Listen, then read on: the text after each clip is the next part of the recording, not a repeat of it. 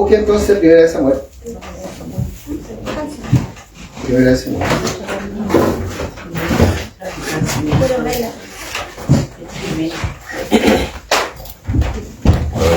Busque el capítulo 13, versículo 14, que va a ser el texto que nos va a acompañar en este resumen. Podría haber sido cualquier otro, porque hay muchos versículos, pero vamos a referirnos como referencia a este libro de Jueces, como le digo, capítulo 13, versículo 14.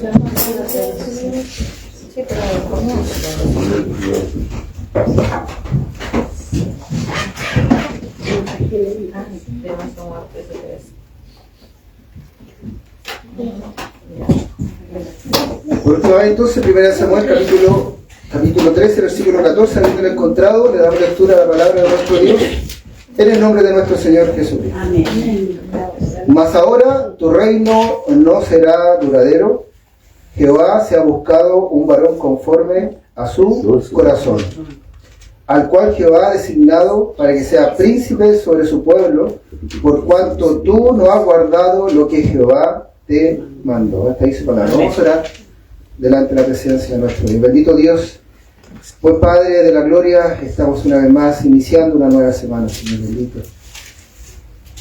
Acá en su templo, Señor misericordioso, después de unos días de harta lluvia, de unos días complicados para muchos, Señor misericordioso, le damos gracias porque estamos en su presencia. Yo le ruego humildemente, como usted ha sido con cada uno de nosotros desde el inicio, usted, Señor bendito, respalde, Señor bendito, su palabra. Yo le ruego a usted, aparte, Señor bendito, toda idea que yo pueda, Señor bendito, entregar a este lugar, solamente su presencia sea quien domine completamente, Señor bendito, esta predicación. Yo le ruego también por mis hermanos que han llegado a su casa de oración, por la disposición que ellos han puesto también de poder llegar a su casa de oración. Yo le ruego a usted una vez más, alimente sus vidas, sea edificando, Señor, de sus vidas, y principalmente su palabra haga vida a sus corazones. Humildemente rogamos su bendición sobre esta su palabra, en el nombre y por los méritos de nuestro Señor Jesucristo.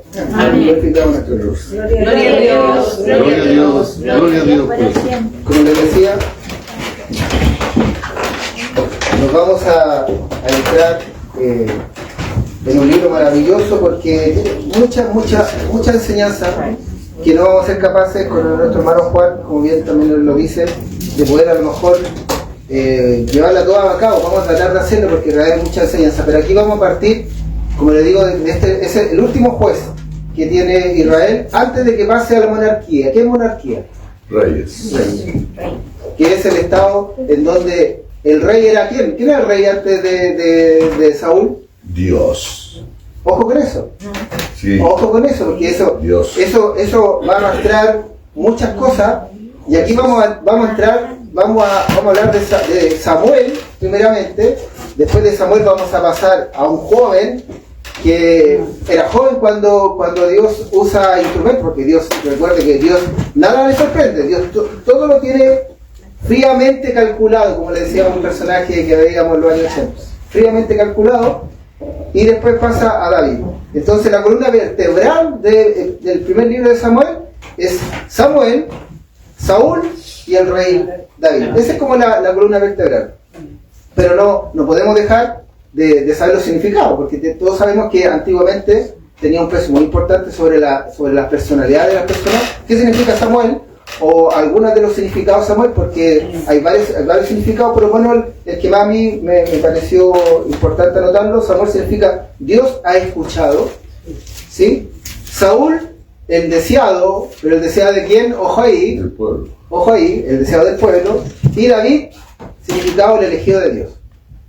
Entonces, ahí tenemos ya una enseñanza que podríamos obviamente después profundizar.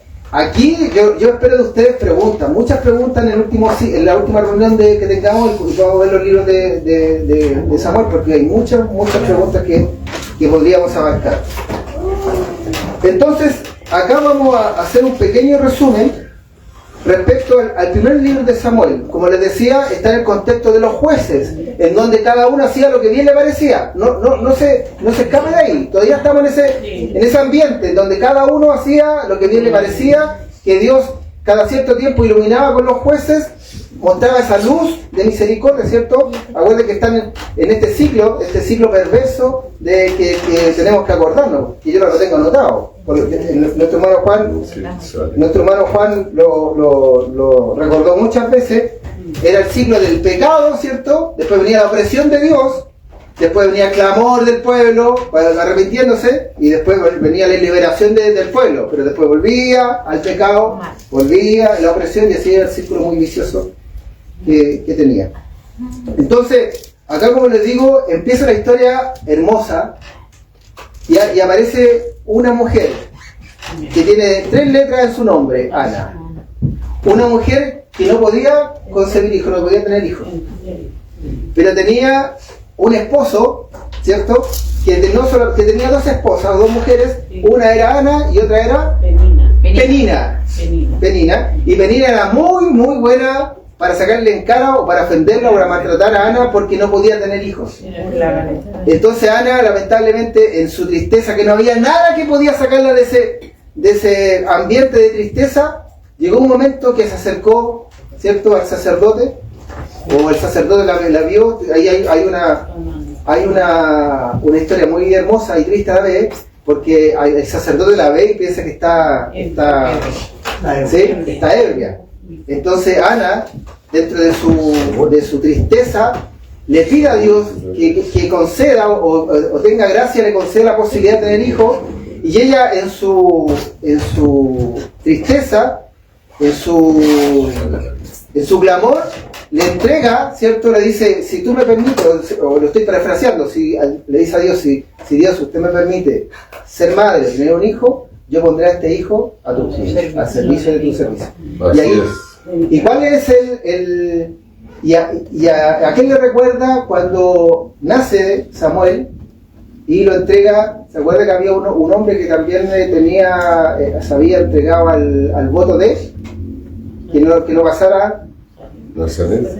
Sí, porque no dice que tiene el voto de pero dice también que va a tener este voto de no cortarse el pelo. O sea, es interesante es súper interesante eso.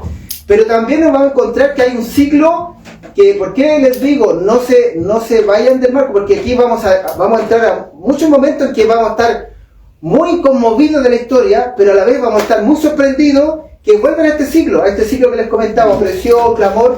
Estamos todavía en ese ciclo porque vamos a entrar en que, mire, Samuel es el resultado del clamor de su madre. Samuel tiene un encuentro personal, dice la palabra del Señor, que él no conocía la voz de Dios, no sabía quién lo llamaba, sino que cada vez decía, ¡Samuel! Y él iba donde el sacerdote, dime por favor, y él volvía, no, si yo no te llamaba, hombre. Bueno, se volvía a acostar y volvía hasta la tercera vez, cuando ahí el sacerdote dice, ahí yo entiendo, de que Dios Dios quiere tratar con este hombre. Entonces, ahí recién él tiene un encuentro personal, ¿cierto?, con Dios.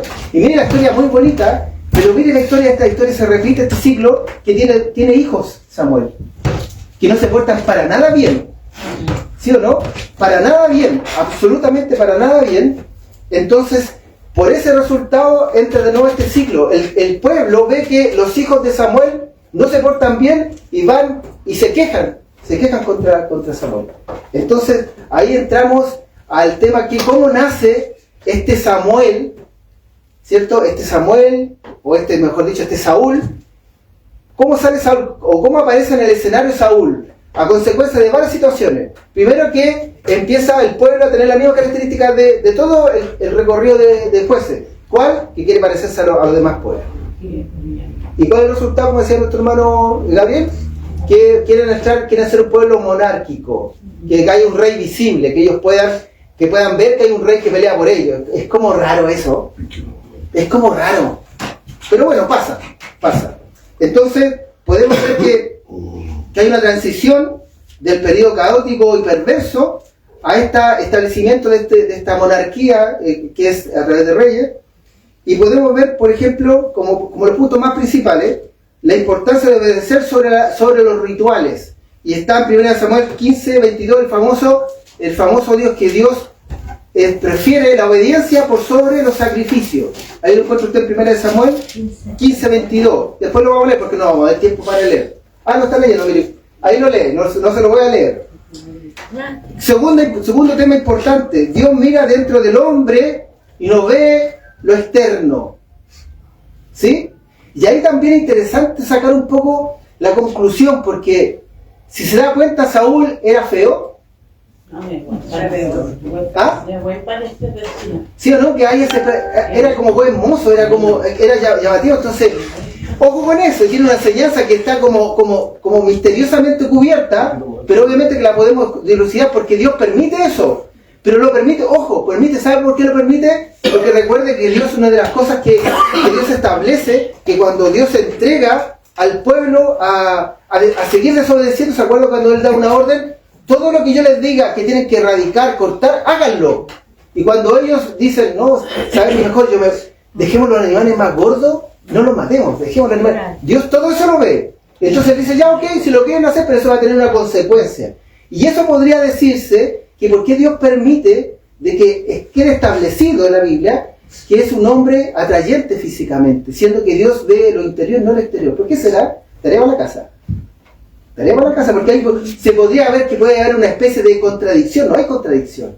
Ahí hay un tema de que Dios permite lo que el corazón del hombre quiere, que quiere un hombre conforme a su vista, porque el hombre ve cortamente.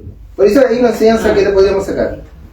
Y eso lo podemos ver en 1 Samuel, capítulo 16, versículo 7, que Dios ve el corazón, no ve el exterior. Eso está en 1 Samuel 16, 7.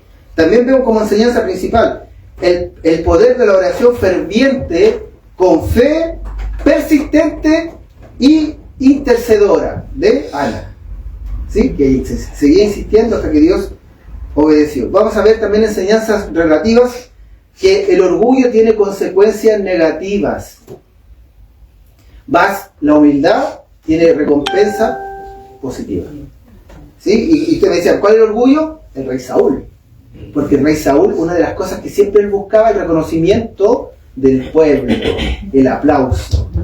Es que todo lo que uno hace en el diario moral, así como el trabajador del mes, eso le gustaba al rey Saúl. ¿Sí o no? ¿Para qué andamos con cosas? A él le gustaba que todos hablaban de rey Saúl. Acuérdense cuando cantaban las mujeres, cuando el rey David empezó a mostrarse, todas cantaban, ¿qué decían? ¿Que el rey David había matado más que el rey David? No, eso no lo decía. Y el rey Saúl, después de eso, ¿qué quería hacer con David? Matarlo.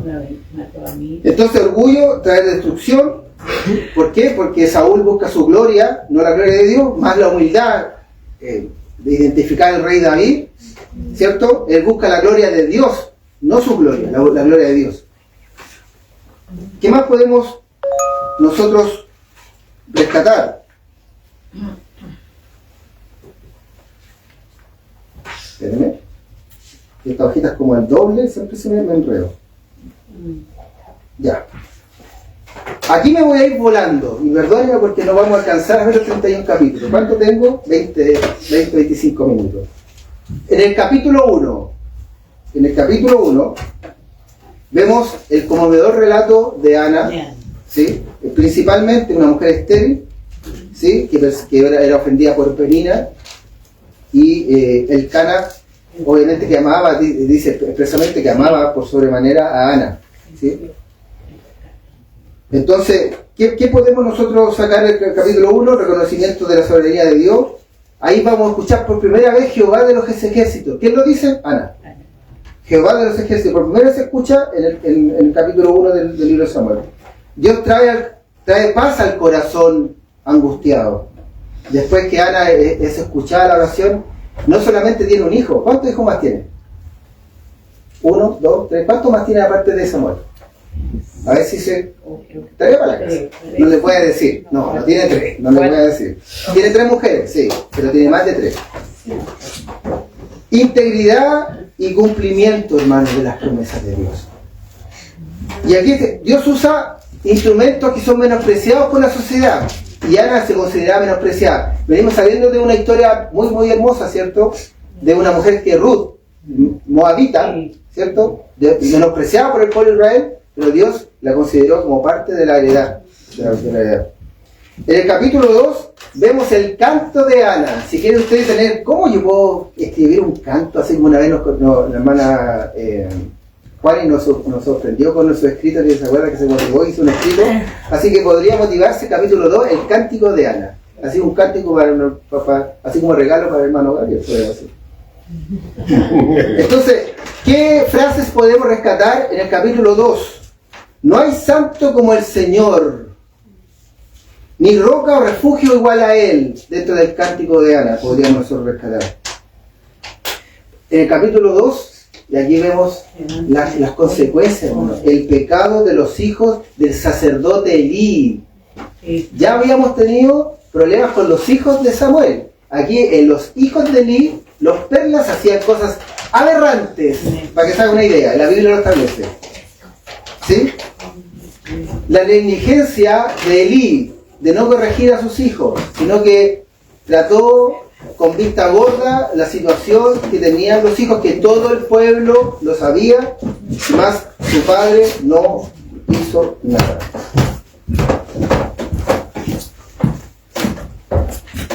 Capítulo 4.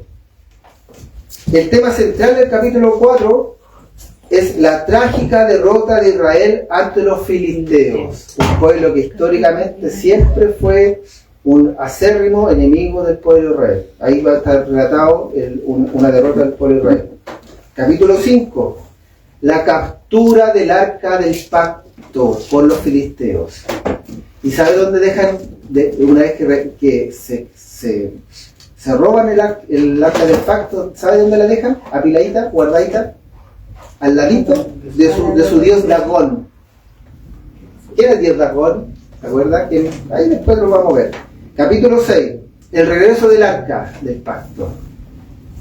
Pero Dios también establece en el capítulo 5 el juicio a los pueblos paganos y la necesidad de reverencia de los pueblos hacia el arca del pacto. Eso está en el capítulo 6.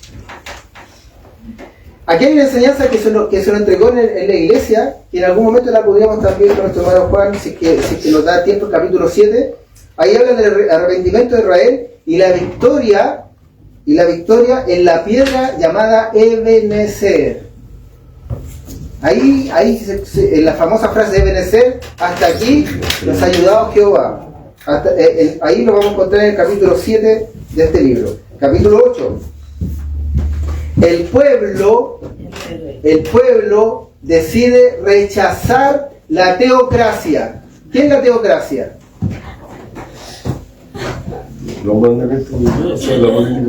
La teocracia que se dice lo que Dios ordena. La democracia, a diferencia, que es la mayoría del pueblo, lo que el pueblo dice. Aquí la teocracia es lo que Dios establece. Pero Dios, aquí el pueblo decide rechazar esa teocracia y quiere llevar una vida en monarquía, ¿cierto? A través de reyes. Ese capítulo 8. Capítulo 9. Narra el encuentro providencial de un joven llamado Saúl que iba en busca de las armas perdidas de su padre. Y en ese encuentro se encuentra con el profeta Samuel. Y ya el profeta Samuel, Dios le había hablado ya de quién iba a ser Saúl. Capítulo 10. Ahí vemos en el capítulo 10, vamos a ver la unción secreta de Saúl, las señales divinas que confirman su llamado y la entrega de su reinado o proclamación al pueblo. Ahí eso lo vemos en el capítulo 10. Capítulo 11. La gran victoria militar del rey Saúl al rescatar a Jabes de Galaad. Hay una bonita historia. Hay una historia muy bonita. Ahí pues voy a anticipar. Había un pueblo que quería invadir a parte del pueblo de Israel, pero el pueblo, ¿sabe qué les dijo? Les doy 7 días para que lo piensen, pero a cada uno de los hombres del pueblo les voy a sacar un ojo. Y como no tenían rey, todos quedaron temerosos. Pero ya Saúl había tenido un encuentro con Samuel. Y Saúl, cuando supo de esta victoria, se enardeció, dice la palabra del Señor. Le entró ira.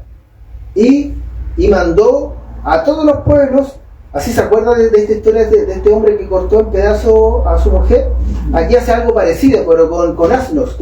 Y los corta en pedazos y les dice a todos los pueblos de Israel, a todas las tribus de Israel en este caso, que si ellos no se unen a Saúl, les va a pasar exactamente lo mismo que estos animales. Y ellos, como temor, porque ya había corrido el rumor de que Dios había levantado a Samuel y también a Saúl. Entonces cuando supieron, porque esto le entregó una misiva, una carta.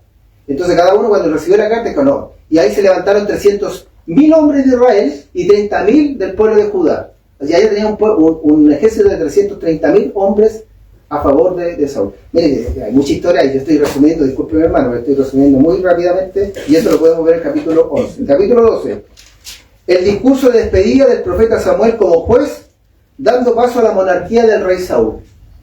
Eso lo vemos en el capítulo 12. Capítulo 13, la descripción de la desobediencia y caída de Saúl.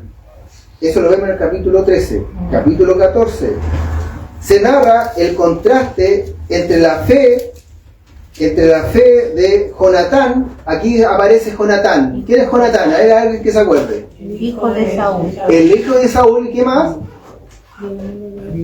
El amigo, pero se amaban, ¿sí? Sí, narra el contraste entre la fe de Jonatán y las decisiones insensatas de su padre el rey Saúl. Eso está en el capítulo 14. Capítulo 15, la desobediencia final del rey Saúl y cómo Dios lo desecha como gobernante. Eso está en el capítulo 15. Capítulo 16, la transición del liderazgo de Saúl al rey David. Y ahí podemos sacar varias cosas, porque ahí hay dos contrastes súper importantes. Recuerde que aquí vemos a un hombre que buscaba la gloria personal, el reconocimiento del pueblo, versus un hombre, el rey David, que la mayoría de las veces, él siempre buscaba la gloria de Dios por sobre la gloria personal. Digo la mayoría de veces porque sabemos que tuvo sus caídas. ¿Sí? Ahí vamos a ver las lecciones profundas espirituales del liderazgo y el carácter de estos dos líderes. Capítulo 17. El relato de valentía de David con Goliat. Ahí todos conocemos ese relato, ¿sí? Eso está en el capítulo 17. Capítulo 18. El ascenso o crecimiento de David versus la caída del rey Saúl. Y aquí está todo lo que empiezan a hacer cánticos al rey David por todo lo que él está haciendo versus Saúl. Y ahí vemos lamentablemente, y vamos al capítulo 19, que vemos la persecución del rey David por la muerte, en este caso del rey Saúl, que quiere matar al rey David. Capítulo 20, ahí vamos a ver la amistad, el concepto de la amistad, lealtad, ¿sí?, de Jonatán y David, que arriesga la vida. De hecho, o sea, su propio padre dice en un momento del relato que cuando ve que Jonatán se levanta en defensa del rey David, pesca una de sus lanzas. Tenía la costumbre de hacerlo este rey. De acuerdo que el rey David también lo hizo. Tira una lanza contra su propio hijo para matarlo. Y cuando ve que él va en defensa de David. Capítulo 21.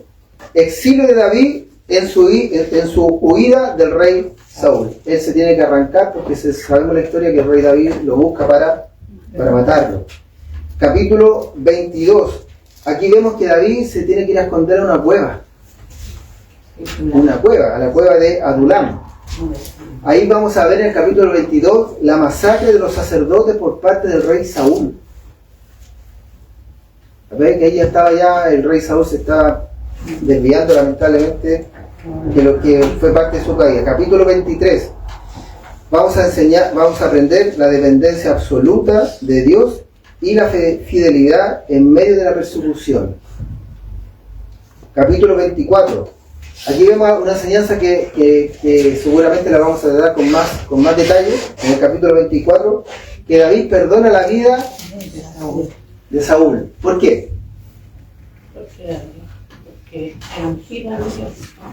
Mire, aquí así como hablábamos de que se escucha por primera vez en el cántico de Ana, es que Dios, el ejército, que Dios, el Jehová de los ejércitos, la frase Jehová, aquí también por primera vez vamos a encontrar la frase es el ungido, porque el ungido, la definición de ungido es Mesías.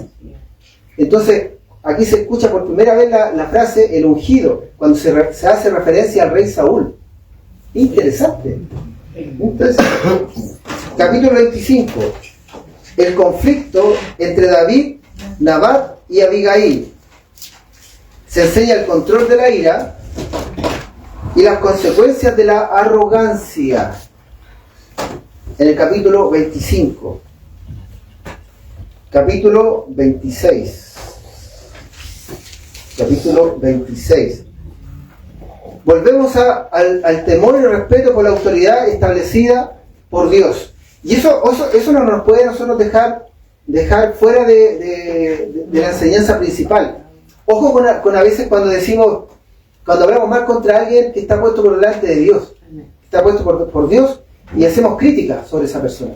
A no ser que sea abiertamente, porque sí, obviamente si usted me dice, a ver, o sea, no vamos a personalizar, hermano Gabriel, pero por ejemplo, un ejemplo, si abiertamente sabemos que hay un predicador, un guía, un pastor que abiertamente ha sido pillado en adulterio y sigue él estableciendo a mí no me pidan que yo escuche a ese pastor.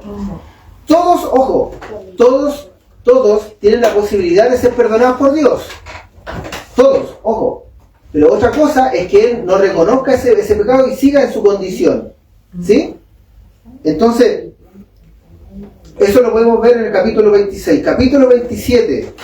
En el capítulo 27 vamos a ver la crítica transición en la vida de David. Mire, aquí empieza algo raro. Y siempre cuando digo algo raro, no sé qué les pasó a estos hombres, digo no sé, porque uno puede entender que hay un dicho que usamos nosotros, que uno aprende en cabeza ajena. ¿Sí o no?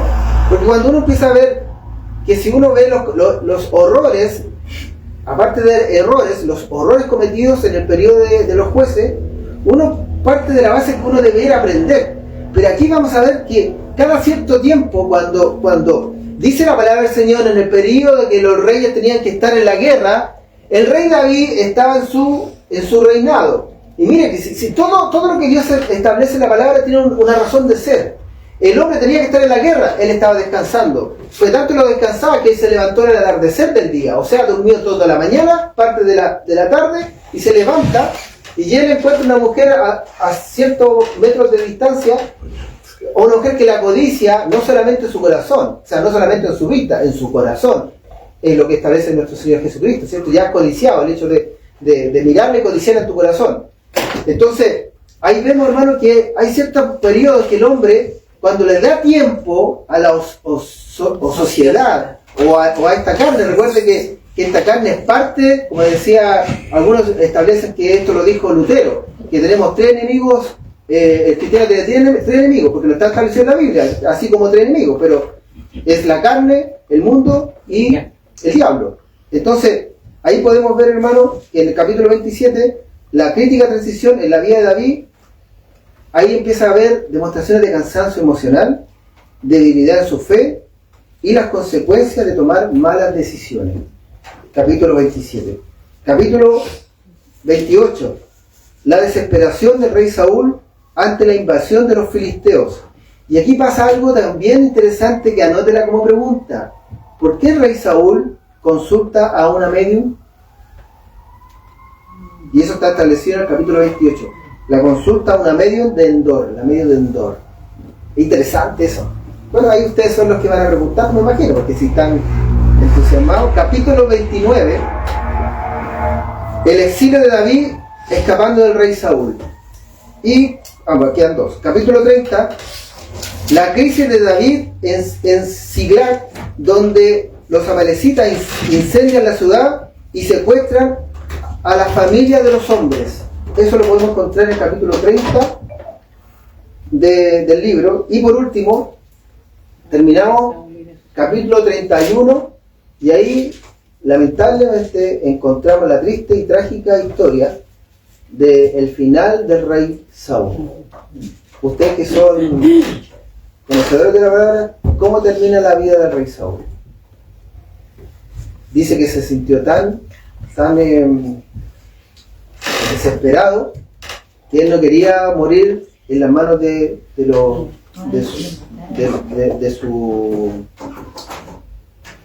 enemigo, y le pide a su escudero que lo mate. Y el escudero le dijo, no, pues hizo lo mismo que el rey David, ¿cómo yo voy a matar al ungido del rey? Y hace, como ve que el escudero no lo quiere hacer, ¿qué hace el rey David? Se apoya en su propia espada, ¿sí? Y se mata. Y dice la palabra del Señor, cuando el escudero ve eso, que el rey muere de esa forma, el escudero hace exactamente lo mismo. Se entierra con su propia espada y muere. Y ahí no termina lo trágico, sino lo más trágico, que después es encontrado el cuerpo del rey Saúl y el escudero. Por los filisteos parece que era, no me acuerdo bien la historia. Es encontrado y le cortan la cabeza y el cuerpo y lo mandan a las demás ciudades de los filisteos para demostración de que habían ellos ganado. La cabeza y el cuerpo del rey David. Así termina trágicamente la historia del ungido de Saúl. Por eso que hay muchas enseñanzas que hay que meterse un poquito más para que no haya esta contradicción muchas veces. Como yo les decía, ¿por qué si Dios ve el corazón y no lo externo, por qué Dios permitió que el rey Saúl, que era un buen mozo, así como nosotros, ¿cierto, hermano? Así, hermoso. Un poquito más alto que nosotros. Sí, era un poquito más alto que yo creo. Un poquito más alto que yo. Así yo creo que Paula no le hubiese llamado la atención, pues ya tiene un rey Saúl, pues, ya tiene un rey Saúl acá, pues. Pero eso, ojo. Y yo le insto, de verdad, le insto, hermanos, a que puedan meterse un poquitito en este libro. ¿Sabe por qué? Porque a veces pasan estas contradicciones, estas preguntas, ¿por qué sí, por qué no? Y la misma palabra nos da la posibilidad de responderla con mucha claridad. Y en 1 Samuel le insto porque vamos a pasar harto rato. Y no sé si con nuestros hermanos Juan vamos a ser capaces de poder detenernos en cada una de las buenas enseñanzas que hay. Así que, a ver si cumplir. Perfecto. Entonces, como resumen, así como rápido, como recordatorio, ¿qué podríamos nuevamente aclarar? Punto 1, la importancia de obedecer a Dios por sobre los rituales. ¿Sí? Porque el Señor ya un momento que se hastió de los sacrificios. Obediencia. O sea, obedecen. Por sobre todas las cosas, obediencia. Porque recuerde que la obediencia tiene un fin, que usted reconoce que usted teme a Dios. Eso es lo que hace, porque usted sabe que si usted desobedece, si usted se desvía, ¿se acuerda que yo decía una de las principales responsabilidades del salvado, del cristiano salvado, es buscar la santidad? Que la santidad no es una opción, hermano. No es que usted sí o no, es que tampoco yo diría, no es una obligación, porque aquí nadie está obligado. Pero no es una opción, usted está llamado a ser santo. Ser santo, porque yo soy santo, dice el Señor. Entonces, primera importancia, la importancia de obedecer sobre los rituales. Dios mira dentro del hombre, ¿sí? Y no que lo que el hombre ve, el poder de la oración ferviente, con fe, persistente y intercedora. El orgullo tiene consecuencias lamentables, más la humildad, siempre la humildad va a recibir bendición. Siempre. Y todo eso lo vamos a encontrar, por lo menos en 1 Samuel. Hay algunas enseñanzas que se repiten en el 2 Samuel, probablemente porque Dios tiene que reiterarnos ciertas cosas, porque se nos olvida, ¿no? Se nos olvida, porque ¿para qué andamos con cosas? Es malo mentir, pero vamos un ratito, un par de minutos más, un par de cosas, nos pasa una situación, nos permite cosas y mentimos. Sabemos que malo es codiciar y pasan un par de minutos y codiciamos. Queremos tener lo que el vecino tiene, lo que mi hermana tiene, lo que mi hermano tiene, como ella y como yo no. Y codiciamos lo que el mundo tiene muchas veces. Si yo he dejado mi vida por ser cristiano y el del lado que no tiene ni, como decíamos una vez con nuestro hermano Gabriel, no hace ningún esfuerzo el del lado y tiene de todo. Y eso no está bien, pero nos pasa.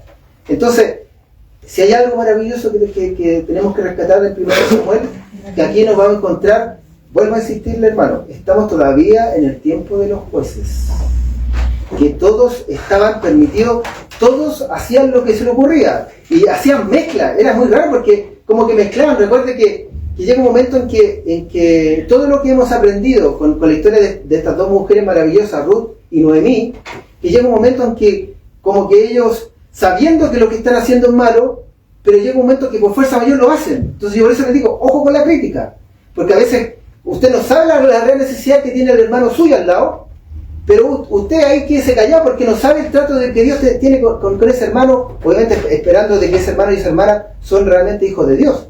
Entonces a veces no nos apresuremos a veces en la crítica. A lo mejor el cuadro nos insta a criticar porque dice, oh, pero ¿cómo es posible?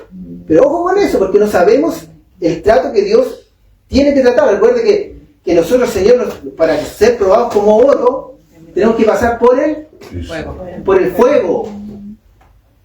el fuego.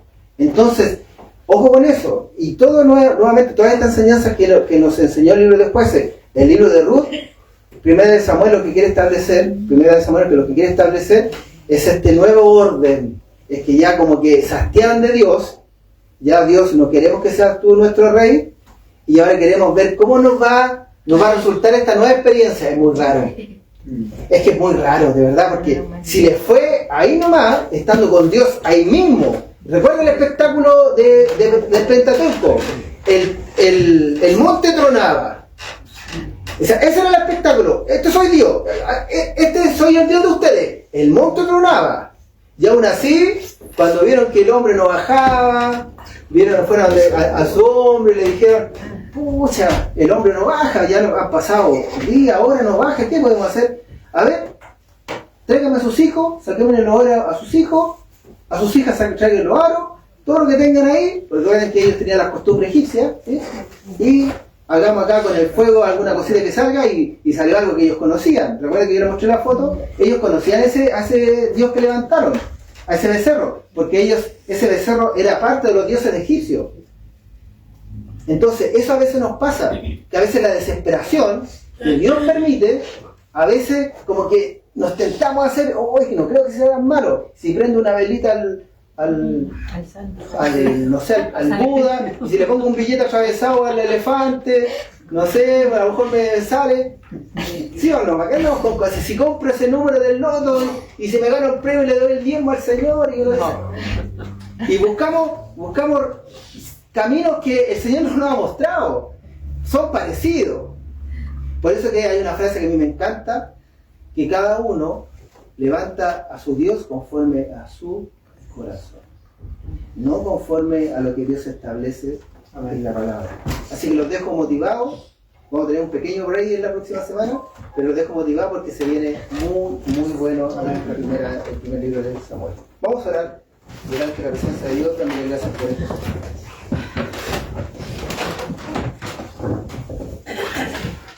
Oh Padre nuestro que estás en el cielo, cuántas gracias le damos porque usted ha sido bueno con cada uno de nosotros. Gracias por este tiempo, gracias porque en parte hemos tratado de resumir, Señor, este libro maravilloso, que tenemos la fe y la confianza de que nos traerá tantas enseñanzas, así como ya lo ha hecho el libro de Jueces y el libro de Ruth. Gracias por este tiempo, bendiga a mis hermanas, a mis hermanos que en este día usted trae su casa de oración, concédeles la salud, concédeles las fuerzas para poder seguir aprendiendo de su palabra. Humildemente le rogamos su bendición sobre nuestras vidas, en el nombre del Padre, del Hijo y del Espíritu Santo. Amén.